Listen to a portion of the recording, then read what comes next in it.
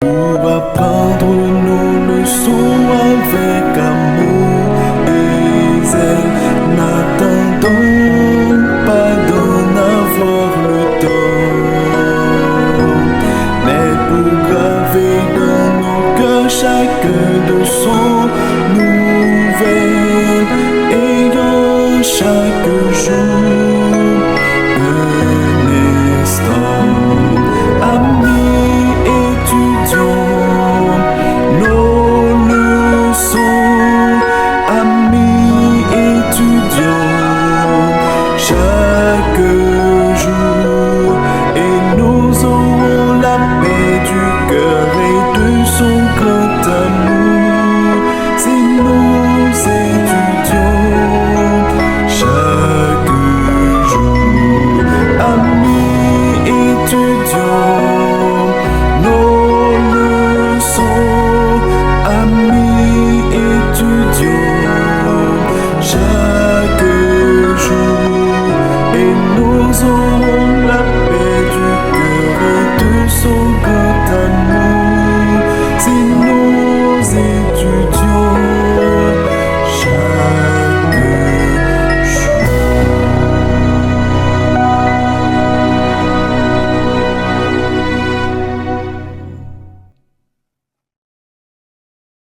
Chers frères et sœurs, chers étudiants, bonjour et bienvenue à l'étude de la leçon de l'école du sabbat. C'est que aujourd'hui c'est bien mardi et le titre de la leçon c'est Relation au travail. C'est que pour commencer la leçon, l'auteur nous pose une question. La question c'est, lisez Colossiens 3 verset 22 à 25 et Colossiens 4 verset 1er. Quelles sont les instructions données aux esclaves? Quels principes s'appliquent aux relations du travail en général? C'est que pour répondre aux questions posées par l'auteur, lisons ensemble Colossiens 3 verset 22 à 25.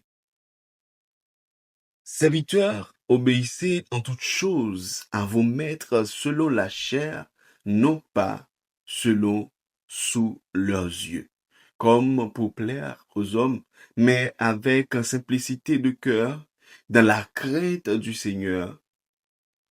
Tout ce que vous faites, faites-le de bon cœur, comme pour le Seigneur, et non pour des hommes, sachant que vous recevrez du Seigneur l'héritage pour récompense.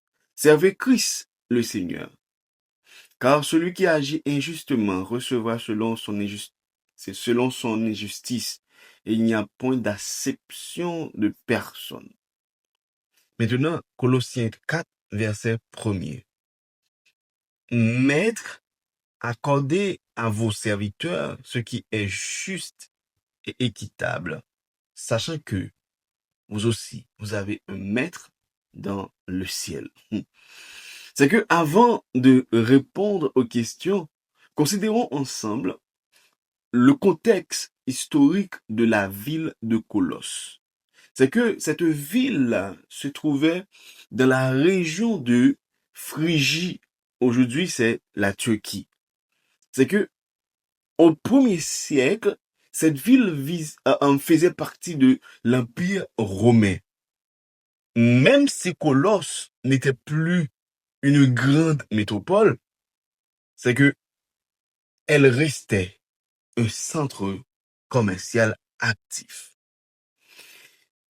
Dans cette société romaine, l'esclavage était une institution normale. Une grande partie de la population était composée d'esclaves. Mais comment fonctionnait l'esclavage dans l'Empire romain à l'époque? Dans l'Empire romain, les esclaves pouvaient provenir de plusieurs sources, à savoir prisonniers de guerre, personnes endettées, enfants d'esclaves, personnes vendues et autres. Et on estime que près d'un tiers de la population de certaines villes était esclaves. Les esclaves travaillaient dans différents domaines. Agriculture, commerce, maison des riches, administration, enseignement, et j'en passe. C'est que certains esclaves pouvaient, pouvaient être très instruits, mais ils restaient juridiquement considérés comme des propriétés. Maintenant, parlons de la relation entre maître et esclave. Comment ça a été à l'époque? C'est que dans le droit romain, le maître avait presque un pouvoir total sur l'esclave. C'est qu'il pouvait le vendre, le punir, l'obliger à travailler. Cependant, tous les maîtres n'étaient pas cruels. C'est que dans certaines maisons, les esclaves vivaient relativement bien. Mais malgré tout, le système restait profondément inégal. Oui, le système restait profondément inégal. Mais maintenant, en tant que chrétien, comment aborder un tel sujet? Pourquoi Paul ne s'attaque pas directement à l'esclavage? Et encore, une question importante se pose souvent. Pourquoi Paul ne demande-t-il pas encore, ne demande-t-il pas directement l'abolition de l'esclavage? C'est que la réponse à cette question est missionnaire et historique. Je vais expliquer. C'est que les premiers chrétiens étaient, une petite minorité, deux, sans pouvoir politique, et troisièmement, souvent persécutés. C'est que une révolte sociale aurait probablement provoqué une répression violente contre l'Église. C'est que au lieu d'attaquer immédiatement le système, Paul fait quelque chose de plus profond. Il transforme les relations humaines de l'intérieur. Paul, guidé par l'Esprit du Seigneur, a fait une révolution silencieuse. Ok? Il a fait une révolution silencieuse. C'est ça, stratégie. Dans l'Épître aux Colossiens, Paul introduit des principes totalement nouveaux. 1. Les esclaves sont responsables devant Dieu. C'est que Paul leur dit, tout ce que vous faites, faites-le comme pour le Seigneur. C'est que cela signifie que la dignité spirituelle d'un esclave est égale à celle de n'importe quel croyant. Parce que dans l'église primitive, l'esclave, le maître, le pauvre, le riche adoraient le même Seigneur. Oui, le même Seigneur. Les maîtres ont aussi un maître. Ça, c'est le deuxième point. C'est que dans Colossiens 4, verset 1er, Paul dit, vous aussi, vous avez un maître dans le ciel. Cette phrase était un petit peu extraordinairement radicale, surtout dans la mentalité romaine. C'est qu'un maître était supérieur. Mais Paul rappelle que devant Dieu, tous sont égaux. Maintenant, comment pouvons-nous l'appliquer à notre époque? Comment pouvons-nous l'appliquer aux relations de travail? Même si l'esclavage n'est plus la structure normale du travail, mais les principes restent très pertinents. C'est que pour les employés, ok, travailler avec honnêteté, faire son travail avec sérieux, agir avec intégrité, même quand personne ne te regarde. Très important. Mais pour les employeurs aussi, traiter bien les employés, surtout avec justice, respect et dignité. Éviter toute exploitation. Parce que dans la Bible, le travail n'est pas une simple obligation, mais c'est une vocation spirituelle. C'est que le croyant travaille avec fidélité, avec conscience, avec respect. Parce qu'en réalité, le véritable maître est Dieu. Dans la société romaine, les esclaves euh, étaient souvent considérés comme, comme des objets. Mais grâce à l'enseignement de Paul, l'apôtre, une nouvelle vision est apparue.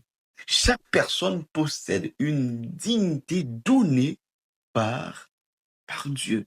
Ainsi que nous soyons employés, dirigeants, travailleurs, responsables, nous sommes tous serviteurs du Maître, du même Seigneur, à savoir Dieu. Mes frères et sœurs, pour comprendre la profondeur de l'enseignement de Paul sur les relations entre maître et esclave, il existe une histoire réelle dans la Bible. Cette histoire se trouve dans l'épître à Philémon. C'est qu'un esclave nommé Onésime appartenait à un chrétien appelé Philémon, un croyant vivant probablement dans la ville de Colosse. Eh bien, un jour, Onésime s'enfuit. Tandis que dans le monde romain, un esclave fugitif risquait de très graves punitions. Mais pendant sa fuite, quelque chose d'extraordinaire se produisit. Qu'est-ce qui se passe? Onésime rencontra Paul, l'apôtre, qui était alors prisonnier pour l'évangile. C'est que à travers la prédication de Paul, Onésime accepta Jésus-Christ. Sa vie fut transformée. Mais Paul lui demanda quelque chose de difficile. Retourner vers son maître. Paul écrivit alors une lettre à Philémon. C'est que dans cette lettre, il dit quelque chose de révolutionnaire.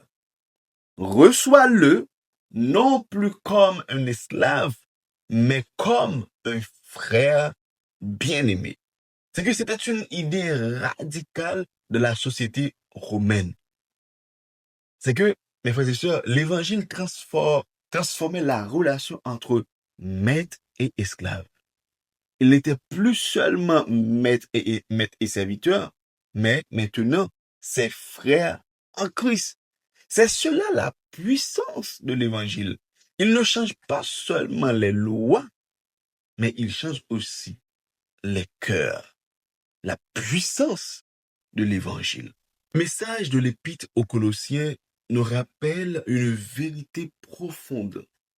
C'est que dans ce monde, nous avons tous des rôles différents. Certains dirigent, d'autres exécutent. Certains commandent et d'autres encore obéissent. Mais devant Dieu, nous avons tous le même maître dans le ciel. Un jour, chaque personne devra rendre compte de la manière dont elle a traité les autres.